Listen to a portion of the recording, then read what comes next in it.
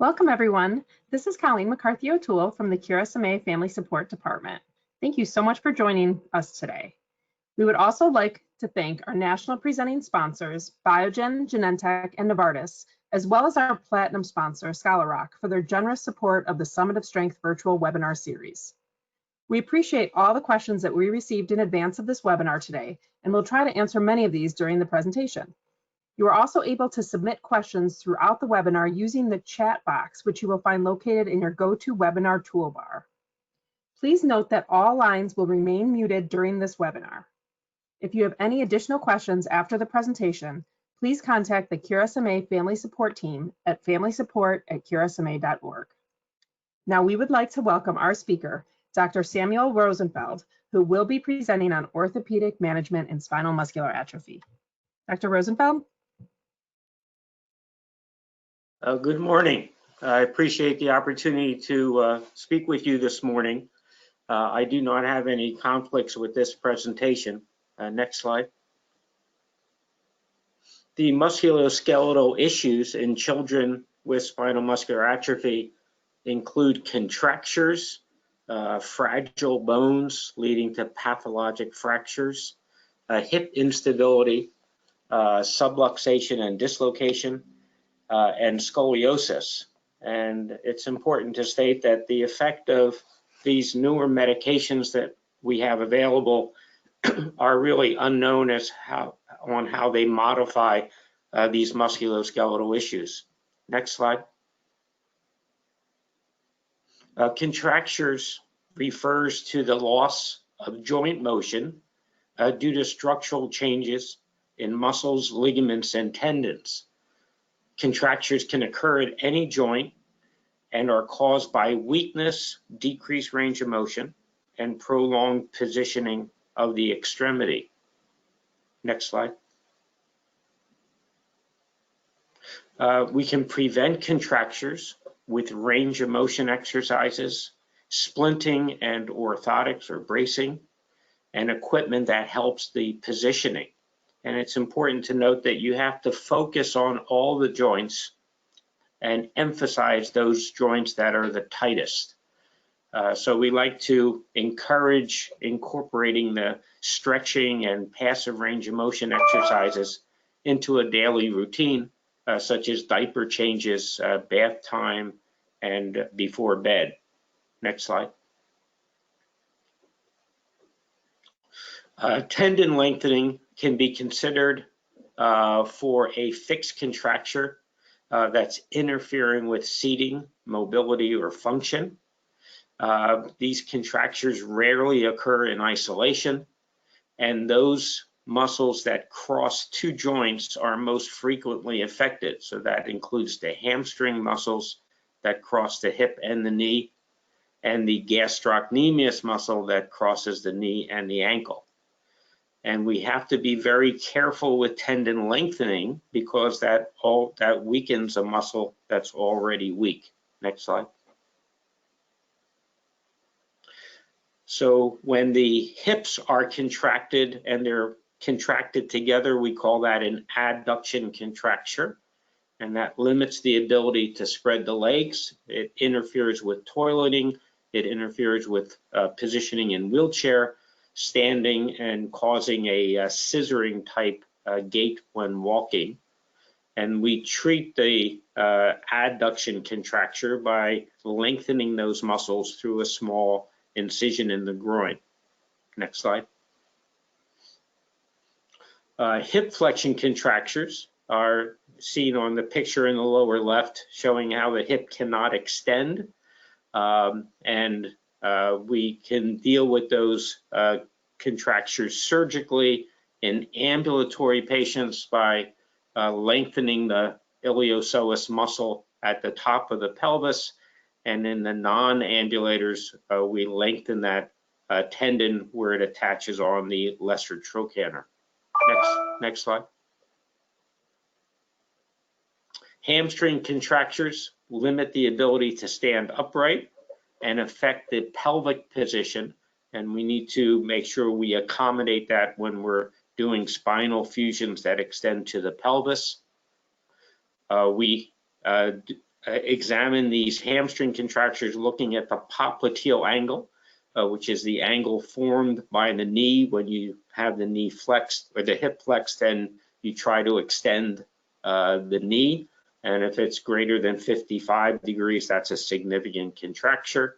And the ability to straighten the leg. And if you can straighten the leg with the knee extended by 60 degrees, then that's a significant hamstring contracture.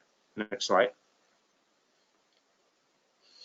And the hamstrings can be lengthened through a single incision in the back of the thigh just above the knee. And all those tendons that are tight can be lengthened, and that includes the semimembranosus, the semitendinosus, the gracilis, and the biceps muscles. And these are selectively lengthened as needed. Next slide. The heel cord contracture is a contracture of the gastrocnemius and soleus muscle, and that leads to the inability to get the heel down when standing. It causes toe walking, and in the younger patient that doesn't have a very big contracture, we can use serial casting, changing the cast every week to stretch out that contracture, and then place the child into a brace. But when the contracture gets significant and is no longer correctable, then the muscle can be lengthened, called a recession. We avoid cutting the Achilles tendon itself because that can lead to over lengthening of that tendon. Next slide. Osteopenia refers to low bone density, and low bone density increases the risk for fractures. We call those fragility fractures. These are common in children who don't walk. The fractures are caused by minimal trauma, and we can see that in up to 40% of patients with spinal muscular atrophy. It occurs most commonly in the lower extremities, about the femur and the tibia, and the risk factors for these fragility fractures include stiff joints, the decreased bone mineral density, and poor balance that increases the likelihood of falling. Next slide. The factors that affect the risk of these fractures occurring include three things: the bone material itself, how strong the bone is, the geometry of the bone, and how that bone can affect the load that it's being applied to it, and the loading conditions. If there are contractures about the knee or the hip, that increases the forces across these bones. Next slide. The material of the bone we refer to as the bone mineral density, and density is defined as the mass of the mineralized bone tissue, that bone tissue that has calcium in it, per the unit volume. Next slide. And the ability of the long bones to support and withstand the loads can be limited due to the bone material. We call severely osteopenia, and the geometry or the shape of the bone. The narrower the bone becomes, the easier it is to fracture that bone. Next slide. We can evaluate bone density through a DEXA study. That's a dual energy X-ray absorptiometry, and that uses X-rays to try to determine the density of the bone. The problems with the DEXA study is that it's really only studies the bone in 2 dimensions and can be affected by the shape of the bone and the position of the joints. Next slide. So it really fails to account for any bones that are out of the normal plane, and the results of the DEXA study are reported as T-scores, which compares you to everyone that's been on that machine, or the Z-score, which is aged matched. but these are able-bodied children and really don't correlate well with children that have spinal muscular atrophy. So my preference is to actually do a vitamin D level rather than a DEXA study. Next slide. How do we treat the osteopenia or the reduced bone density? Well, it's important to get weight bearing across the bones. So I recommend standing frame. We try to have these children in standing frames greater than 1.5 hours per day, at least 5 days per week, and that can improve bone density. We have to maximize the calcium and vitamin D supplementation, and that includes vitamin D3 and calcium, and these should be done at least twice a day, preferably 3 times a day, because these are not that well absorbed, and you increase the levels by dosing these at least twice a day to 3 times a day. If the child is doing the weight bearing and has maximized the calcium and vitamin D supplementation and is still breaking bones, then we would consider a class of drugs called bisphosphonates. And bisphosphonates can inhibit bone resorption and increase density, but are really not meant to be used on a long-term basis. Next slide. We are very aggressive with the treatment of fractures. The goal is to get the children standing as soon as we can. So we're aggressive with surgical stabilization. We want to avoid prolonged cast immobilization. We want to fix the bone well so we can start range of motion and start weight-bearing activities as soon as possible. And we like to avoid that spike of cast you see in the lower left. That just decreases the bone density further. Next slide. I want to talk about the hip problems that we see in children with spinal muscular atrophy. The hip problems include instability, hip dysplasia, or the failure of the hip to form normally, and hip dislocations. Next slide. So who's at risk for hip instability? The risk for hip deformity is inversely correlated with physical function. So the more involved the child is with spinal muscular atrophy, the more likelihood of having hip instability. Hip subluxation, which refers to partial coming out of the hip joint, versus a dislocation, which is a complete dislocation, having the ball of the hip out of the socket. We see most commonly in non-walking children, and these become most symptomatic from 5 to 8 years of age. The hip instability can include one or both hips and can be associated with scoliosis and pelvic obliquity, especially when one hip is worse than the other. Next slide. These hips are usually normal at birth. These children have global symmetric weakness involving the core and hip girdle muscles. They develop ligamentous laxity, and with the absence of weight bearing, there isn't the stimulus for the hip to grow normally. Normally, the valgus, coxavalgus, which is the straightening of the femur, improves as you grow.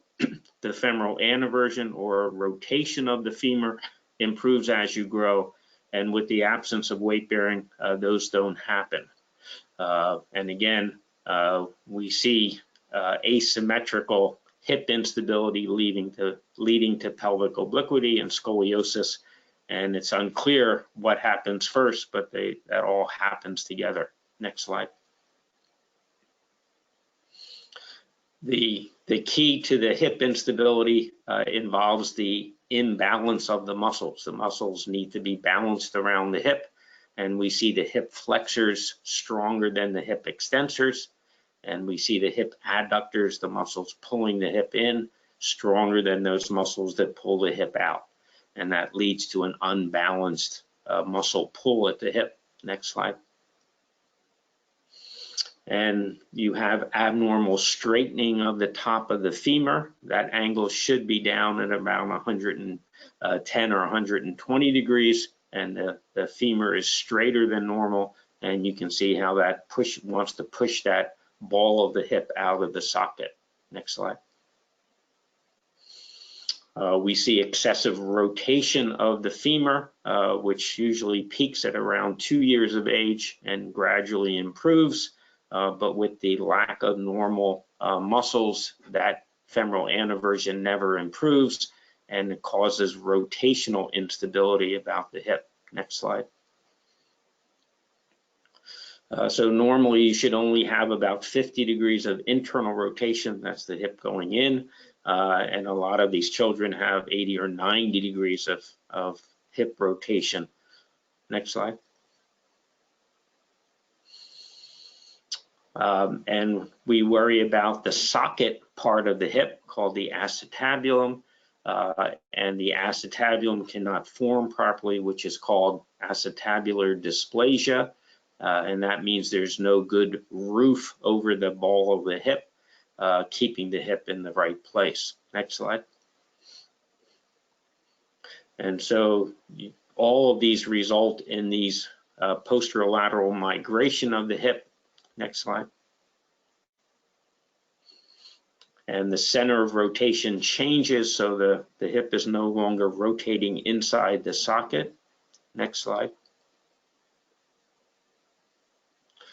So you have a combination of all these effects on the hip. The coxavalga, the straightening of the hip, reduces the efficiency or the moment arm of the abductors, and there's already weakness in those abductor muscles. There's upward and lateral migration of the femoral head out of the acetabulum.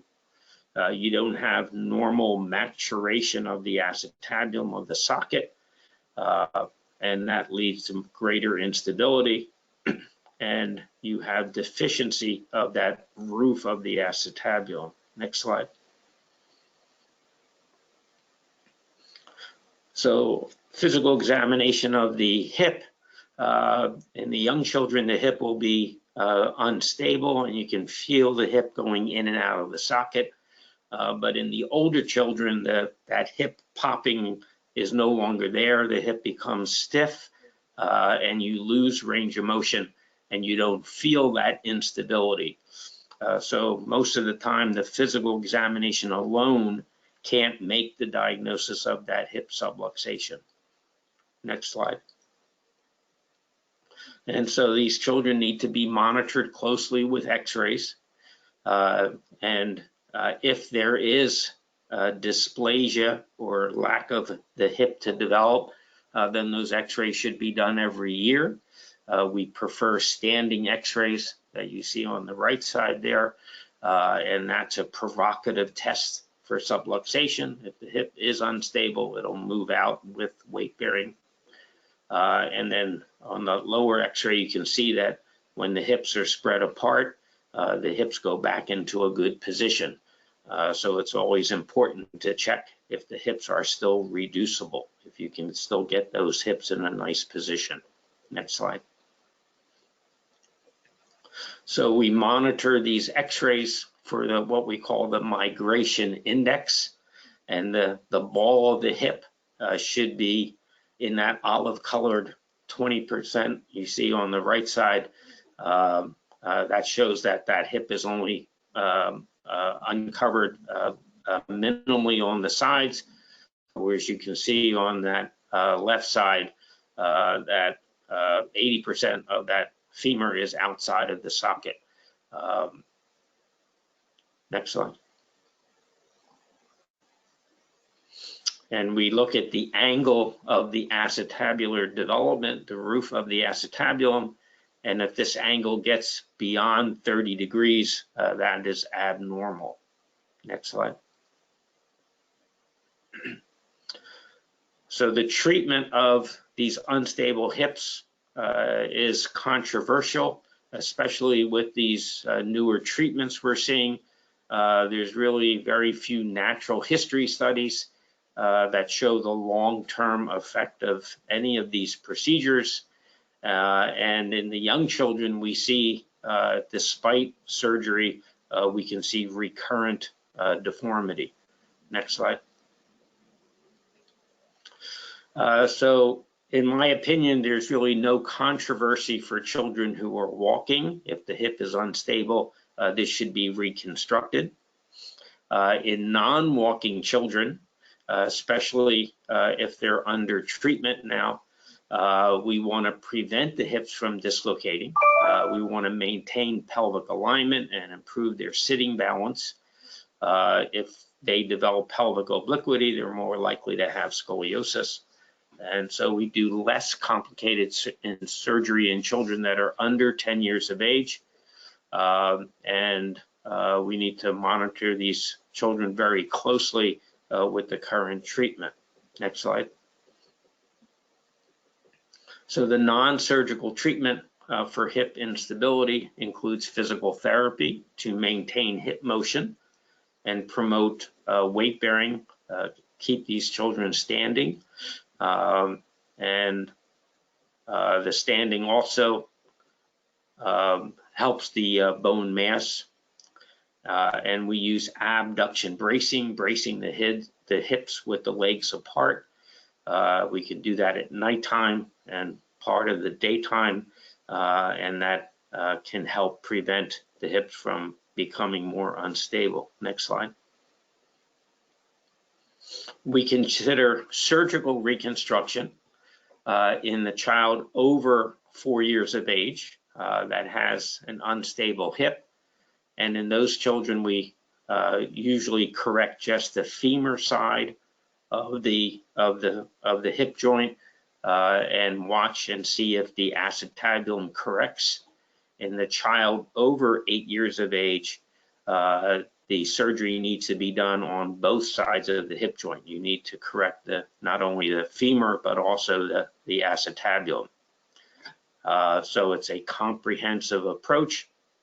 It involves soft tissue release, any contracture release, and reconstruction of both sides of the hip joint, both the femur and the acetabulum. Next slide. The femoral procedure is called a varus shortening derotation intertrochanteric osteotomy.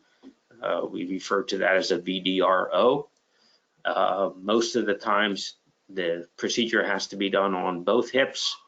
If you have only one hip, that can result in pelvic obliquity and the scoliosis, and it must include a adductor tenotomy. Next slide. The varus derotation osteotomy is done through a lateral approach to the hip and the proximal femur. You need to correct the valgus and get that angle down to 100 degrees in non-walkers, 120 degrees in the walkers. You need to shorten the femur and derotate the femur, so there's residual aneversion of only 15 degrees rather than 80 or 90 degrees. And you need to have a rigid hip plate to fix the hip so you can start early range of motion. Next slide. So doing this operation improves the biomechanics of the hip joint. It reduces the fulcrum for the abductors. It centers the femoral head and eliminates the rotational malalignment. Next slide. In the older children, we also want to fix the acetabulum and provide a better roof for that femoral head. Next slide. And that includes what's called an acetabuloplasty, usually a Pemberton or Dega type acetabuloplasty that rebuilds the roof of the socket and provides greater stability. Next slide. In the young adult that has a chronic dislocated hip, there's not great treatment options for. If the hip is painless and moving, then no treatment needs to be done. If the pain is interfering with sitting or hygiene, then there are procedures that can relieve pain and improve range of motion, but these are not procedures that really improve function and will not have the patient resume weight-bearing activities. Next slide. So the perioperative management, how do we handle these children after major hip surgery? They may require epidural anesthesia for 3 days post-op to alleviate pain and improve range of motion. We use baclofen if there's muscle spasms. We avoid the spica cast and may need a long leg cast with a bar between them for about 3 weeks to allow the bones to heal. We start very aggressive sitting and active assisted range of motion exercises by the second postoperative day. These children require extensive chest physiotherapy, including incentive spirometry and pulmonary toilet management. The older children need deep venous thrombosis prophylaxis, and often these children will have aggressive physical therapy for at least 6 months following these procedures. Next slide. There are complications associated with these hip reconstructions. There are comorbidities that include the feeding and constipation issues, pulmonary issues. The bone is osteopenic. There's not good bone density to fix these implants, and we can have implant failure. If you're using casts, you have to worry about pressure ulcers, decubitus ulcers. And again, we worry about increasing fragility fractures in these children that are going to have limited weight bearing immediately after the surgery. Next slide. I'm going to move on now to spinal deformities and spinal muscular atrophy. Next slide. Chest wall deformities and scoliosis contribute to restrictive pulmonary disease. The pulmonary complications cause morbidity and mortality. There are weak intercostal muscles and unopposed diaphragmatic function that result in the bell-shaped chest, what's referred to as the paracel rib deformity. The symptoms of scoliosis include poor management of airway secretions, hypoventilation during sleep, poor chest wall development, recurrent pulmonary infections, skin pressure areas, and back and buttock pain. Next slide. Scoliosis occurs in greater than 50% of patients with SMA1 and SMA2. Non-ambulatory patients are at greatest risk for scoliosis. Pelvic obliquity and kyphosis are often associated with the spinal deformity. And because we know the scoliosis will be progressive with pulmonary compromise, we usually recommend early intervention. Next slide. So our goals of treatment of scoliosis are to improve sitting balance and sitting tolerance, decrease the likelihood of decubiti and aspiration, relieve pain in hips and back, decrease the need for assistive devices, eliminate the use of upper extremities for support when sitting, facilitate positioning and transfers, and most importantly, we want to improve pulmonary function and allow normal pulmonary growth. Next slide. The non-surgical management of scoliosis is to carefully observe these children for progressive deformity. We use orthotic management, but we want to avoid constriction of the thorax that can lead to further pulmonary function impairment. We use wheelchair seating systems to maintain sitting posture and accommodate the pelvic obliquity. The orthoses may slow the progression of the scoliosis. However, for those children that have progressive scoliosis despite the brace should be discontinued. Next slide. The example of the type of orthosis we use in these children involves just a thin rim of the hard plastic and soft cutouts around the abdomen to facilitate breathing and feeding. If there is a gastrostomy tube, the orthosis needs to be modified to accommodate those types of things. Next slide. When we have progressive deformity, despite bracing, then we're going to talk about surgical management. And the surgical management has to be divided into two separate areas. One is in the skeletally immature patient, those children that are under 10 years of age, and those children that are over 10 years of age. The children under 10 years of age need to be done without arthrodesis, means fusion. So we don't want to fuse these spines. These spines have to continue to grow, or else the adult chest won't be big enough to have the child breathe normally as an adult. So we talk about growing rod constructs, and there's two types of growing rod constructs. There's a distraction-based system, and there's guided growth systems. This slide should have been separated a little differently. But the distraction-based systems include the Vector, which is the vertical expandable prosthetic titanium rib. And that also includes the magic rods, which are distraction-based systems. The guided growth systems include what's referred to as the Lukey trolley or the Schilla techniques.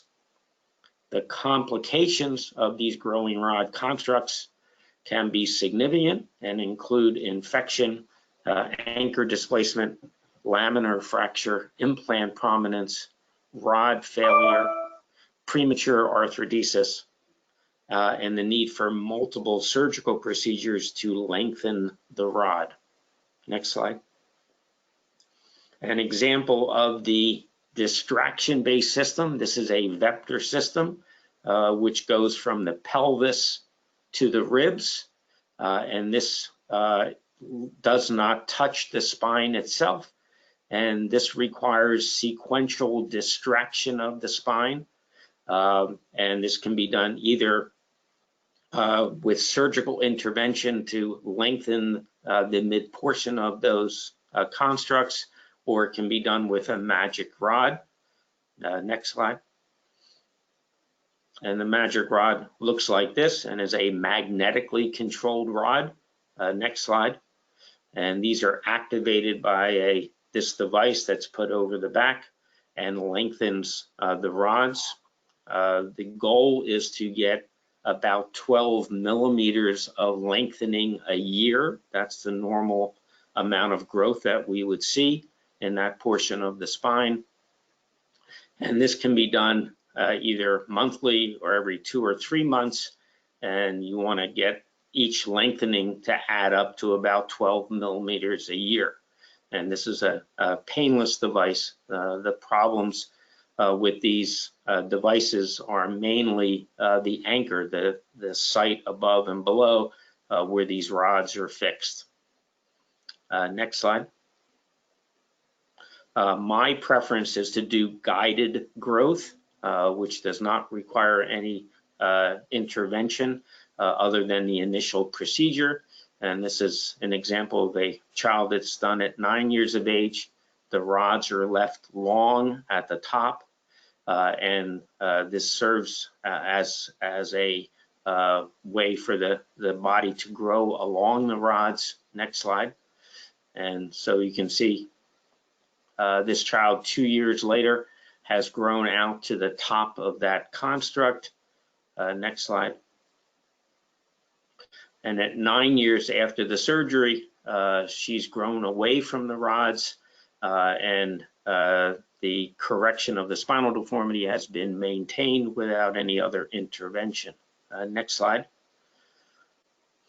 This is a child that was done at 4 years of age back in 1998. The rods were left long at the top. Next slide. And 6 years later, she had grown out to the top of that construct. She was developing that paracel rib deformity that can't be avoided even with the distraction-based systems. Next slide. And at 13 years after the surgery, she's maintained the correction of the scoliosis. She's had some chest wall deformity, but is not having any pulmonary compromise from that. Next slide. This is a SMA1 patient that had already had a tracheostomy, and the pulmonary doctors couldn't ventilate him anymore. And at 7 years of age, we did an intervention with these guided growth. Next slide. And got some correction, was able to open up that lung. This is what he looked like immediately post-operatively. Next slide. And at 7 months had significant growth, and his lungs opened up without any other intervention. Next slide. And at 6 years after the surgery, he has maintained his correction. You can see he's grown off the top of the rods. And this child lived about 15 years after this procedure. Next slide. So over 10 years of age, the surgical management involves a arthrodesis, a fusion of the spine. And these are done posteriorly. There are osteotomies that are able to correct the deformity. The instrumentation needs to be at every level, and there needs to be pelvic fixation. And these are supplemented with autologous or allograft bone graft to facilitate the fusion. The complication in this group of patients include arthrosis, or the failure of the spine to fuse, which is unusual, infection, functional deterioration, blood loss requiring transfusion, implant failure, and these older children have the same risk of thromboembolic phenomenon or deep venous thrombosis. Next slide. If the deformities are very severe and cannot be corrected with one operation, these children are placed into a halo traction, and this traction can occur through the spine for 1 or 2 weeks before surgery, and even during surgery to help correct the spinal deformity. And obviously you have to monitor these children very closely to make sure you're not causing any instability in their neck or causing any neurologic abnormalities. But this is an option for those older children that have severe deformity. Next slide. This is just an example of a teenager with spinal muscular atrophy, and that's the best correction she could have lying down. And the next slide. And these can be straightened and instrumented and fused in a nice position to allow normal sitting and alleviate all the discomfort. Next slide.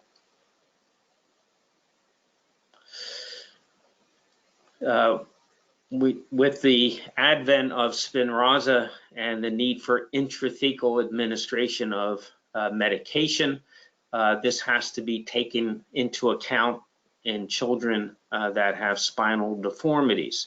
Normally, intrathecal administration involves a lumbar puncture, and in order to do a lumbar puncture, the child needs to be able to flex forward and open up that area in the lumbar spine.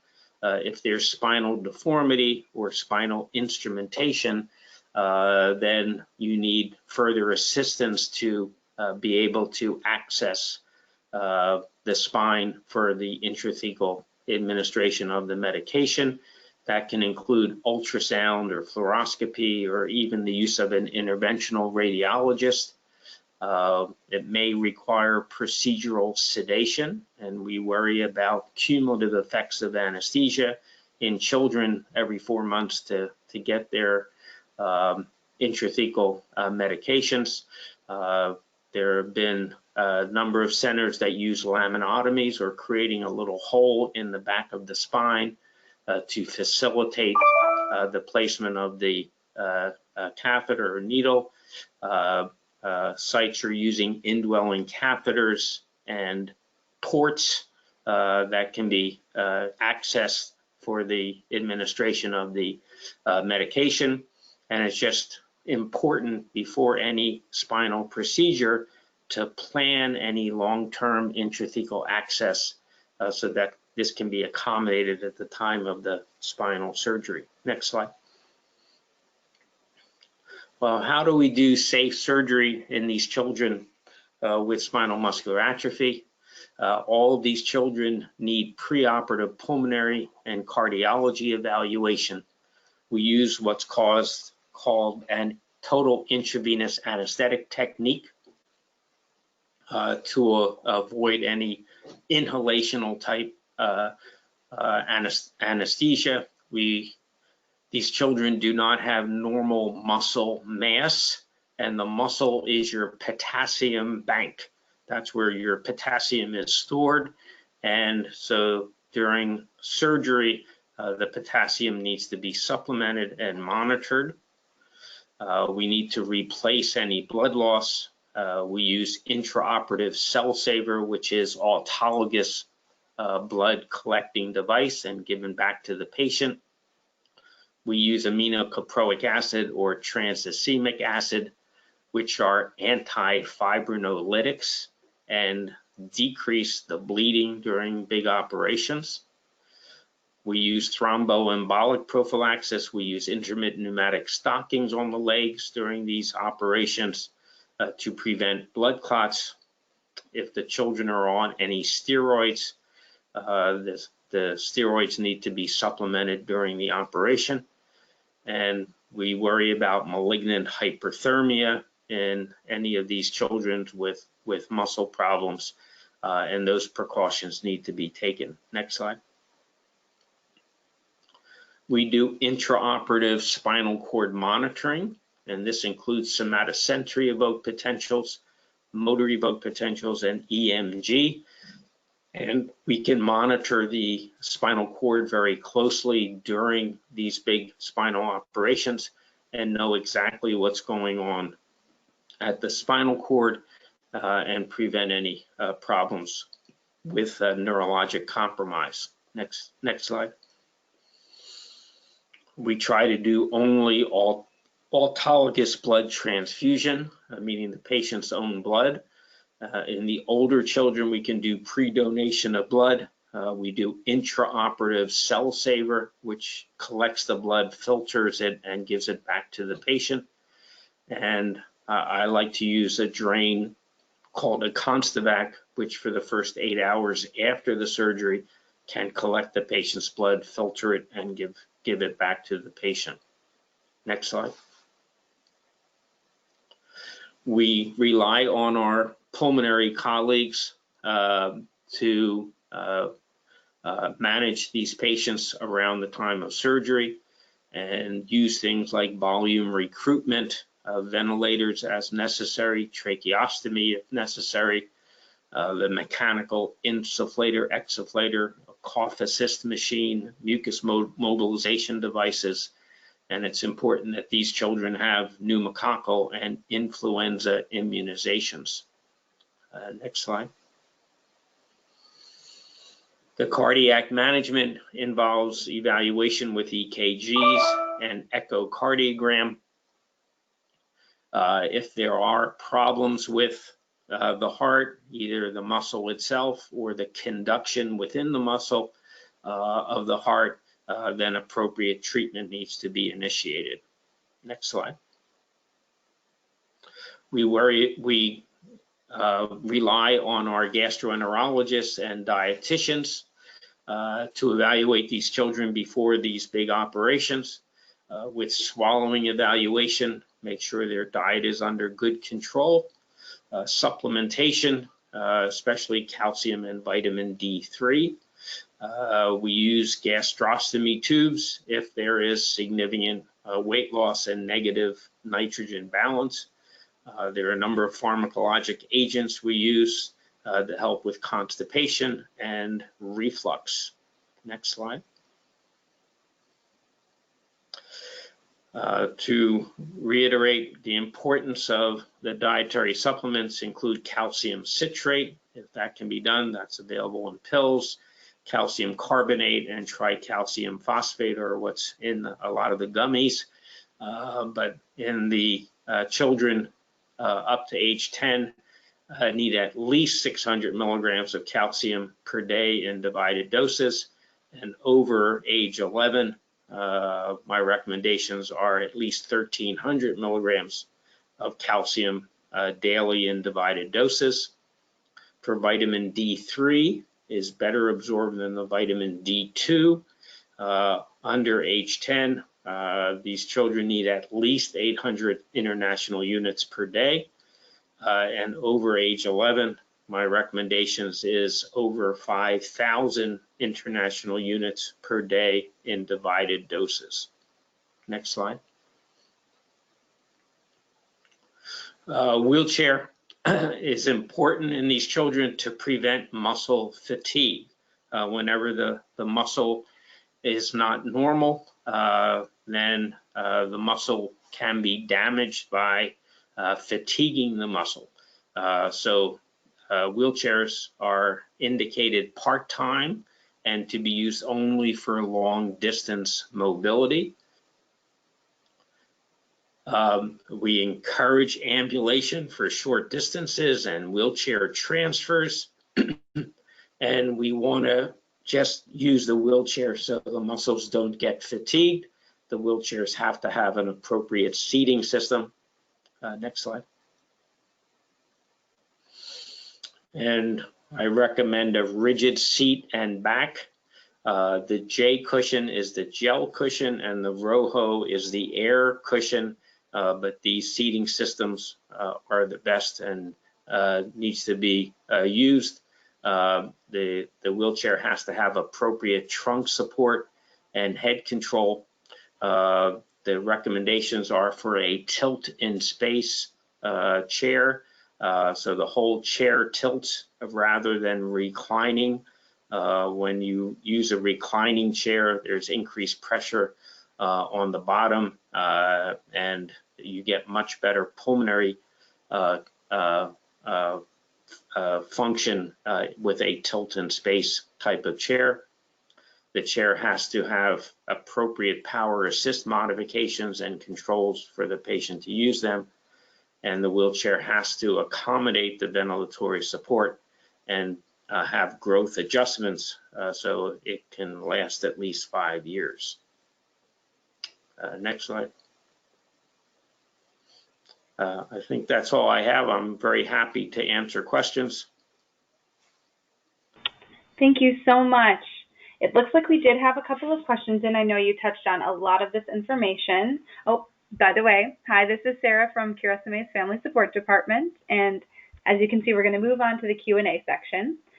So the first question, our son is age 6, type 2. From an orthopedic standpoint, the main thing we are actively managing is his spine.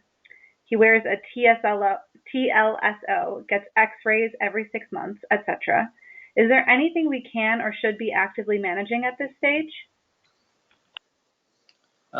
The orthosis is very appropriate, and the scoliosis needs to be monitored, and every 6-month x-rays is very appropriate. And as long as the orthosis is controlling the spine, then that's all that needs to be done. If there is significant progression, even in the bracing, then something else needs to occur. And the recommendations at age 6 would be to do something that allows the spine to grow. Perfect, thank you. Next question is, what is the current recommended treatment for hip dysplasia for type 2 kids, sitters but not walkers? I think I covered most of that. The hips need to be monitored closely. If the hips for sitters can be, we can use nighttime bracing to abduct the hip, separate the hips, and the hips just need to be monitored very closely for any progressive instability. But as long as you can maintain range of motion and do some positioning with the hips apart, that's usually adequate. Thank you. And then speaking of bracing, next question is, what is the efficacy of bracing a young child to prevent the advancement of scoliosis? Bracing should be used only if the scoliosis is identified, and should be continued to be braced only if it's effective in stopping the progression of the scoliosis.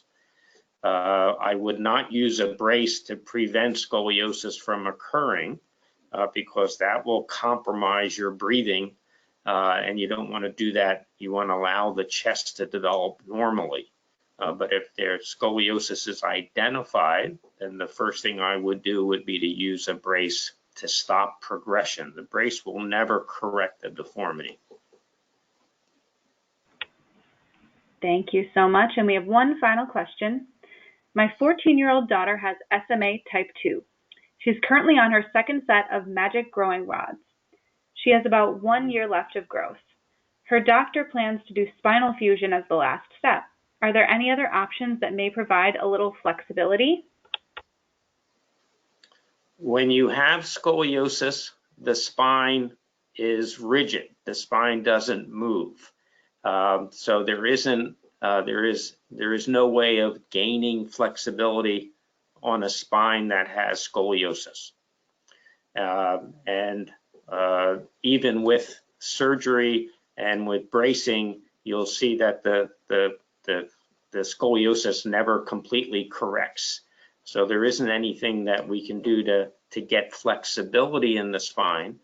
You want to get normal alignment both from the front and the side to allow the children to sit comfortably.